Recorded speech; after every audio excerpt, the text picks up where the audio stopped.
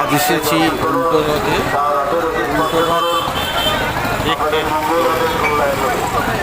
শুভ উল্টো রথ প্রীতি শুভেচ্ছা অভিনন্দন সবাইকে জানাই।